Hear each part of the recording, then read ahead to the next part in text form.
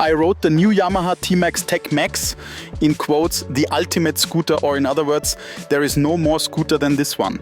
And as great as it is to ride, it does come at a price, and not a small one either. More on that in just a moment.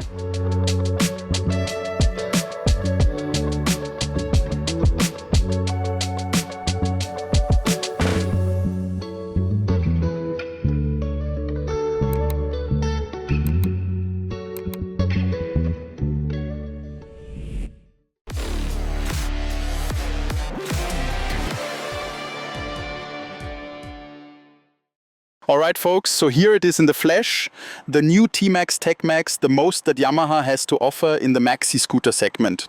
So really, it's all about the maximum here. Just a quick look into its history too. Yamaha claims to have invented the maxi-scooter segment back in the year 2001, when the first generation of the Yamaha TMAX was released. And in truth, this maxi-scooter really is a mix between a motorcycle and a scooter, not only because of its dimensions and its size, but also because of the whole concept. As I said, we're now in the 9th generation, which means it's been continuously revised and improved. There is a video showing what's completely new in this 2025 generation. My good mate Fauli recorded that one. It's linked here too. So you've got a short video with all the technical changes. What I want to do now is talk a bit more about how the thing actually rides and what my first impressions were. So let's dive right in. What's new? Not that much, to be honest. There are a few tweaks to meet the Euro 5+ emission standard. That means the engine itself hasn't changed at all. We still have the well-known 562 cubic centimeter twin-cylinder engine. It puts out just under 48 horsepower, 55 Newton meters of torque, and it really is quite punchy because fully fueled and ready to ride, the whole thing weighs just 221 kilos. Why did I say it's a mix between a motorcycle and a scooter? You can see it straight away. It's noticeably bulkier than most scooters we're used to seeing around here. Over here, most scooters are up to around 300 cubic centimeters, and anything beyond that falls into this maxi scooter segment. And the interesting thing is, over here, it's not particularly well known or hugely popular. You don't see them all that often on the roads. That's just how it is for us. Up to 300 cubic centimeters, sure, you see those, maybe even 350 now and then, but above that it gets a bit rare. In Italy, Spain and France though, this is the ultimate bestseller. So many people can't all be wrong, we might say. That's why I've started to take a closer look at this whole thing, because I do have some maxi scooter experience, although to be honest, it's been a while. And to be really honest, they never truly won me over. I've always found it hard to place them. What actually are they? And today we did just under 200 kilometers with it. Yesterday with the new MT-07, we tackled similarly demanding corners and routes. And I really have to say now I get why this is quite an interesting option for a certain group of buyers. Let's start with the suspension, because I think that's where the biggest difference lies compared to your typical scooters. What we have here is an upside down fork at the front. We've got a dual brake setup with radial calipers, 4 pistons. There's a massive brake disc at the rear as well. So we're talking about a seriously capable suspension setup. It also has a very stable chassis. And just from those first impressions on the road, this has absolutely nothing to do with scooters up to 300 cubic centimeters. But it feels more like a proper full-sized motorbike, just the way it sits on the road. Why is that? Well, we've got a very long wheelbase and we've got a very low center of gravity. So I'd actually say it rides a bit like a cruiser or even a chopper. You get that feeling of stability thanks to the length of the bike. The 15-inch wheels aren't exactly huge, but they're not tiny either. Not like those 12-inch ones you get on a Vespa, for example. So it's nimble enough around town, but still stable when you're riding at higher speeds. And then there's everything else around it. And that's more like a motorbike too, or maybe even beyond that. We've got a large windscreen. Not like those little ones you get on smaller scooters. It's electronically adjustable with 11 centimeters of travel from the lowest to the highest position. And it's fully electric all the way up to 110 kilometers per hour. Also up front, where you'd normally find the step-through bit on smaller scooters, that's all packed with tech now. But we do have 2 foot positions. You can either rest your feet down low like on a normal scooter, or stretch them out front like on a chopper. That gives me this kind of hybrid feeling when I ride it. It's more than a scooter in terms of bulk, definitely more than a typical scooter. But it's still not a motorcycle, because you don't quite get that classic motorbike dynamic. but in my opinion, it is closer to a motorbike than it is to a scooter. That's where the term Maxi-Scooter really makes sense. So what else is new on this machine? There's a slightly redesigned front end. We've got a few minor updates, mostly technical ones, but they're pretty cool.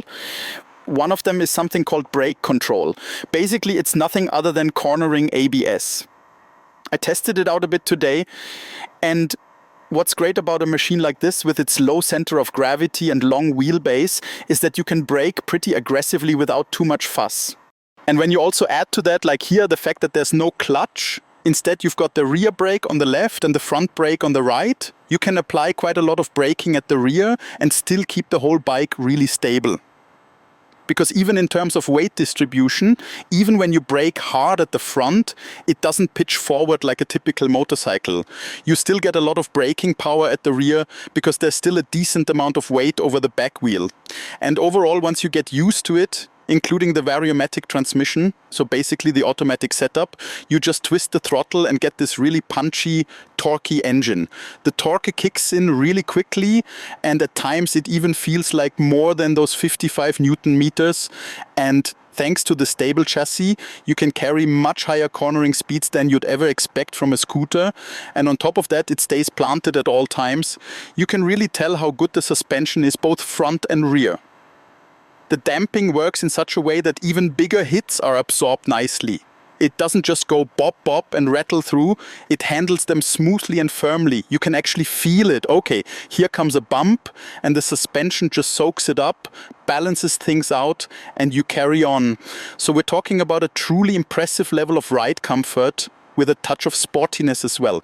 Unfortunately, I do have to say, even though it's fitted with grippy, high-quality Bridgestone tires that are very sporty, when you ride it hard, and we're talking properly hard for a scooter like this, you do hit a limit. Sooner or later, the center stand scrapes on both the left and right. There are these little metal plates that touch down.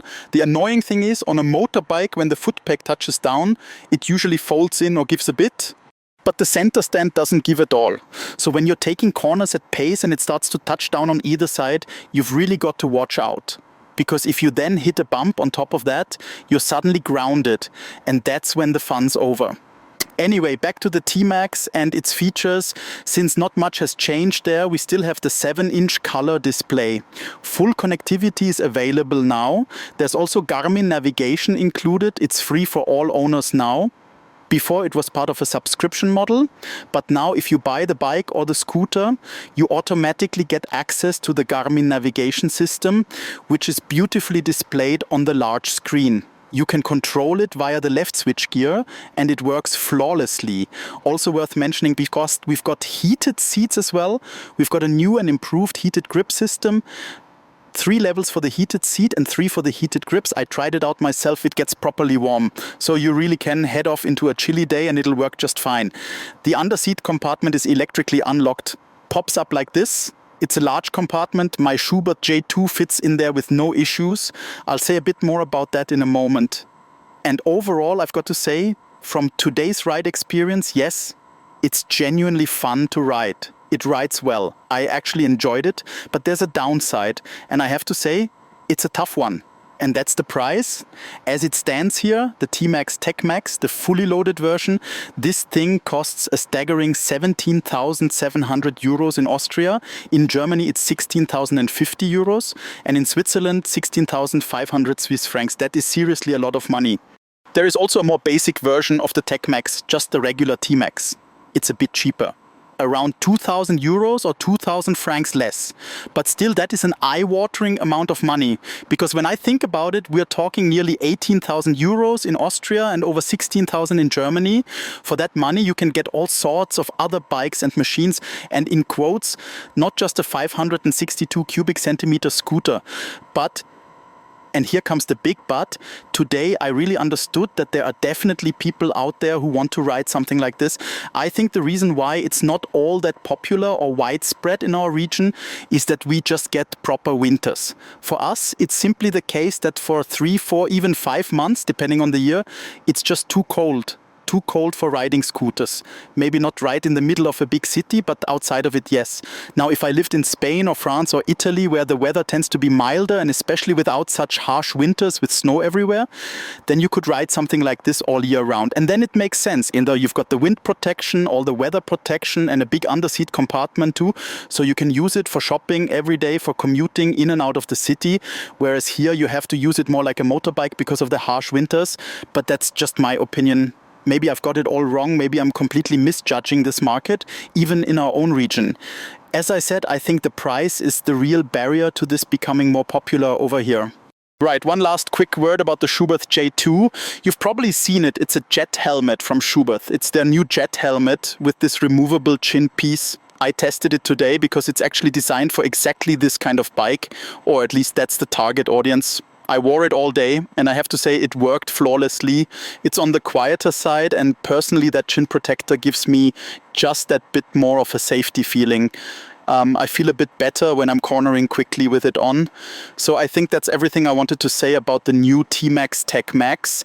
If you've got any questions, just drop them in the comments. That's what I'm here for. I'd be glad if you leave me a like, if you subscribe to our channel, and if you keep watching 1000 PS. So with that, thank you, goodbye, and take care.